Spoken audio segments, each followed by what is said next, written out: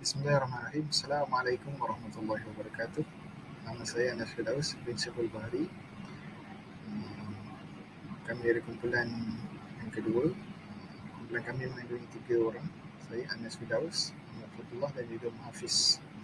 Baik, pada hari ini kami akan membincangkan atau membentangkan tentang at-taradif fil Quran Karim, ataupun boleh kita kata sinonim-sinonim di dalam Al-Quran. Okey. Atau boleh kita kata perkataan yang mengandungi maksud yang sama.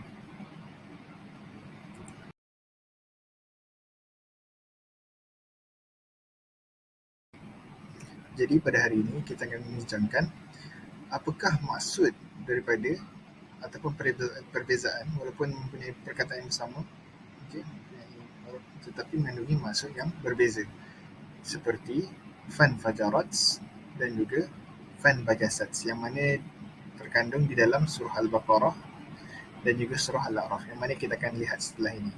Kita akan tengok apakah maksud kedua-dua perkataan di atas dan apakah perbezaan di antara kedua-duanya.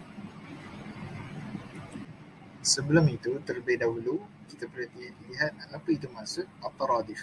Okey, at-taradif huwa dalalatul lafzain atau akthar ala ma'na wahid, yang mana bermaksud dua perkataan atau lebih, boleh jadi 3 ataupun lebih atau 5, yang mempunyai maksud yang sama. Okey. Baik, antara dua surah yang akan kita bandingkan pada kali ini adalah surah Al-Baqarah ayat 60 dan juga Al-A'raf ayat 160. Okey, kalau kita boleh lihat di dalam ayat-ayat tersebut, ada perkataan yang saya telah merahkan ataupun saya highlightkan, yakni pada perkataan fan fajarat dan juga fan bajasat. Okey, kita akan tengok apakah rahsia di sebalik kedua-dua perkataan ini. Jom. Baik, pada surah Al-Baqarah ayat 60, jadi ini diceritakan bahawasanya Nabi Musa telah datang kepada kaumnya dan kaumnya meminta untuk diturunkan hujan. Maka Allah memerintahkan Nabi Musa untuk memukul batu, okey, maka keluarlah daripadanya 12 mata air. Setelah itu, apa yang menariknya tentang fan fajarat, okey, fan fajarat ini adalah berasal daripada kataan infijar, yang mana bermaksud keluar air yang banyak, air yang sangat banyak, melimpah ruah lah maksudnya. Okey, manakala ayat ini datang lebih awal daripada surah Al-A'raf ayat 160, yang mana kita akan bahas setelah ini.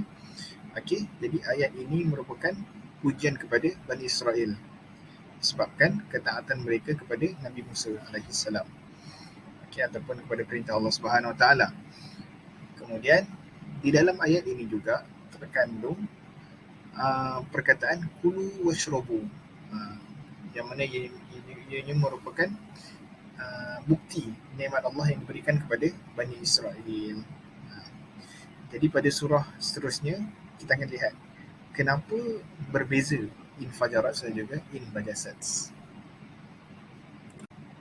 Jadi tadi kita tengok macam mana surah Al-Baqarah ayat 60, yang mana Nabi Musa telah datang kepada kaumnya, yang mana mereka ni minta diturunkan hujan ataupun diminta diturunkan rezeki lah kiranya. Jadi pada ayat yang kedua ni adalah ayat yang datang setelah surah Al-Baqarah tadi. Al-A'raf ini datang setelahnya surah Al-Baqarah ayat 60. Jadi surah Al-A'raf 160 terkandung di dalamnya perkataan fan bajasat, yang mana berasal daripada perkataan in bajasa atau in bijas, yang membawa maksud air yang sedikit ataupun berkurangan, maksudnya lebih sedikit daripada jumlah air yang keluar daripada awal tadi, daripada infijar tadi. Okey, mengapa airnya lebih sedikit? Ini disebabkan oleh maksiat yang dilakukan oleh kaum Bani Israel. Okey, mereka ini Bani Israel dikatakan dalam keadaan yang tercela kerana kekal dalam kemaksiatan kepada Allah Subhanahu Wa Taala. Okey, seperti saya katakan tadi, ayat ini datang setelah surah Al-Baqarah ayat 60. Maksudnya setelah beberapa tahun mereka ini meminta lagi kepada Nabi Musa supaya diturunkan hujan, supaya diturunkan rezeki kepada mereka. Maka Nabi Musa tetap, okay, memukul. Idrib, diperintah untuk idrib yang sokal hajar, tapi di sini ditulis fan bajasats. Okay. Maksud air yang sedikit daripada infajarat. Okay. Yang seterusnya, di dalam surah Al-A'raf 160 ini tidak dinyatakan kulu washrabu, melainkan hanya kulu.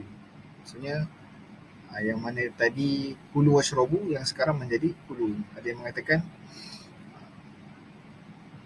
kulu washrabu ni maksudnya nikmat yang lebih banyak berbanding kulu sahaja. Sekian, kita akan jumpa lagi setelah ini. Terima kasih. Jadi kita akan lihat apakah perbezaan atau perbandingan antara dua-dua perkataan di atas. Yang ini fan fajarat dan juga fan bajasats. Infajarat berasal dari perkataan infijar, manakala fan bajasats berasal dari perkataan inbajasa ataupun inbijas. Okey. Walaupun mereka mempunyai maksud yang sama, tetapi makna yang sama, tapi mengandungi maksud yang berbeza. Seperti sama-sama mengeluarkan air tetapi pada jumlah yang berbeza.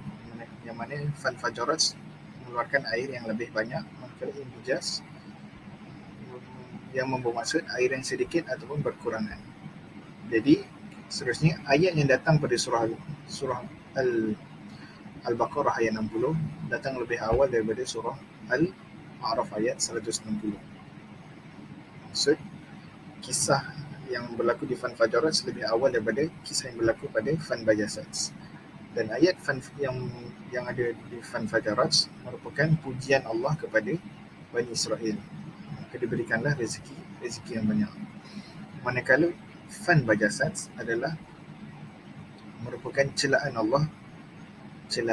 Allah kepada Bani Israel. Okey.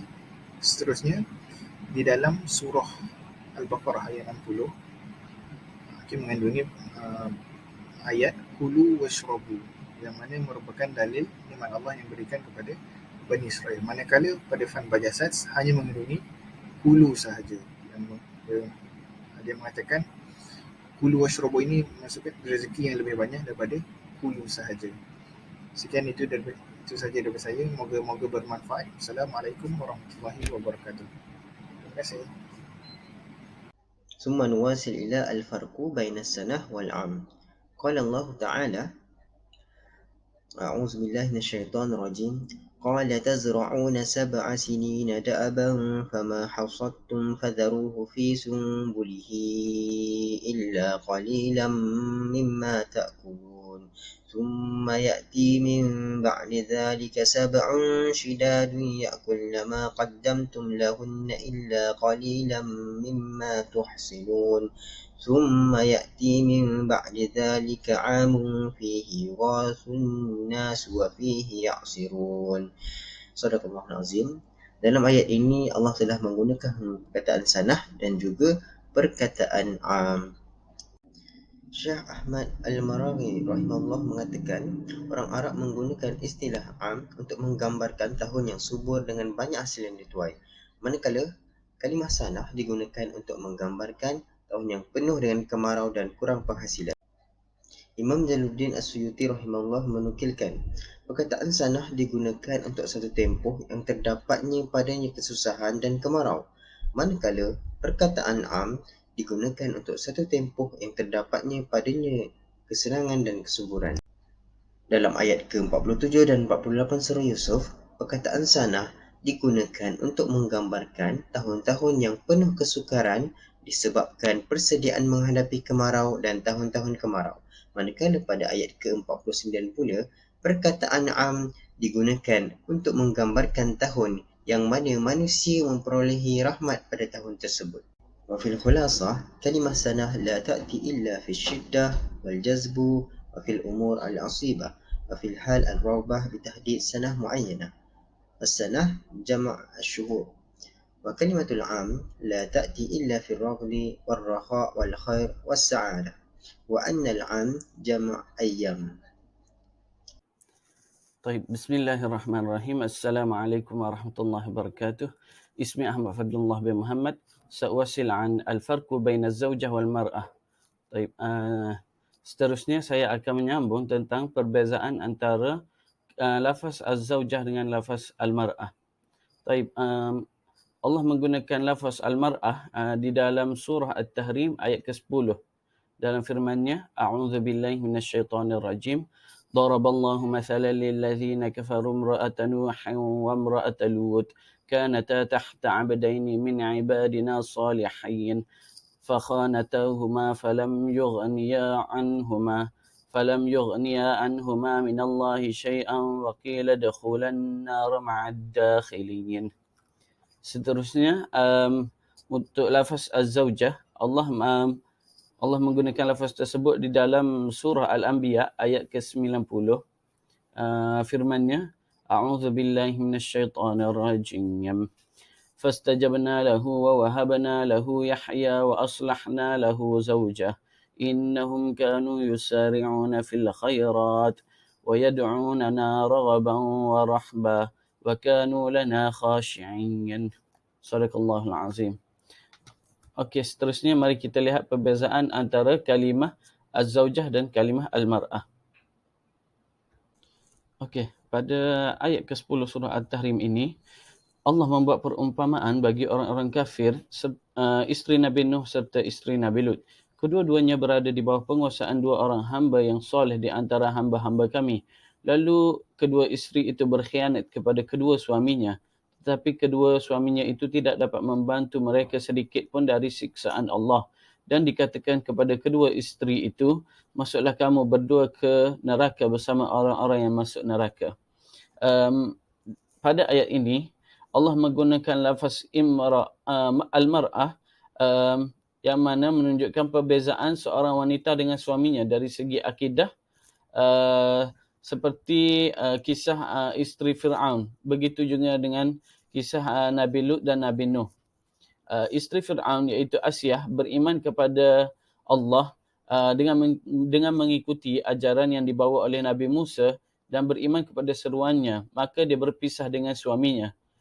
Hal ini kerana dia insaf serta mengikuti jalan petunjuk serta menjauhi jalan kesesatan. Seterusnya, pada ayat ke-90 surah Al-Anbiya ini, mafhumnya, maka kami kabulkan doanya dan kami anugerahkan kepadanya Yahya dan kami jadikan isterinya dapat mengandung. Sungguh, mereka selalu bersegera dalam mengerjakan kebaikan dan mereka berdoa kepada kami dengan penuh harap dan cemas. Dan mereka orang-orang yang khusyuk kepada kami. Penjelasan kepada ayat di atas ialah Allah SWT menggunakan lafaz zaujah untuk kes ini di mana seorang isteri, iaitu isteri Nabi Yahya, yang mana dia serasi dengan suaminya, yang bermaksud kedua-duanya merupakan orang yang soleh dan solehah. Persamaan yang dimaksudkan ialah dari segi agama dan kepercayaan atau dari segi keserasian psikologi. Contoh yang digunakan oleh Allah untuk lafaz zaujah ini ialah tentang Nabi Yahya dan isterinya, yang mana mereka berdua merupakan orang soleh serta solehah. Okey, akhir sekali ialah perbezaan antara lafaz al-mar'ah dengan lafaz az-zawjah. Lafaz al-mar'ah digunakan di dalam Al-Quran untuk menunjukkan jantina wanita secara umum. Adapun lafaz az-zawjah, Allah menggunakan lafaz atau istilah tersebut untuk kes di mana seorang wanita yang mempunyai persamaan ataupun keserasian dengan suaminya. Seterusnya, istilah al-mar'ah atau lafaz al-mar'ah ini digunakan untuk isteri yang hubungannya dengan suaminya terputus dari segi yang pertama kepercayaan, iaitu pegangan agama, yang kedua ialah keserasian psikologi dan yang ketiga ialah kekurangan zuriat. Adapun persamaan yang dimaksudkan di dalam lafaz az-zawjah ini ialah dari segi yang pertama agama dan kepercayaan, yang kedua dari segi keserasian psikologi. Seterusnya, contoh yang digunakan oleh Allah untuk lafaz al-mar'ah ialah tentang Asyah dan Fir'aun, Nabi Nuh dan isterinya serta Nabi Lut dan isterinya. Adapun contoh bagi lafaz az-zawjah ialah Allah menggunakan contoh Nabi Yahya dengan isterinya yang mana mereka berdua merupakan di kalangan orang soleh dan solehah. أظن نكتفي بهذا القدر. شكرا على حسن استماعكم وحسن انتباهكم. Saya rasa setakat itulah sahaja daripada kami. Terima kasih dan Assalamualaikum warahmatullahi wabarakatuh.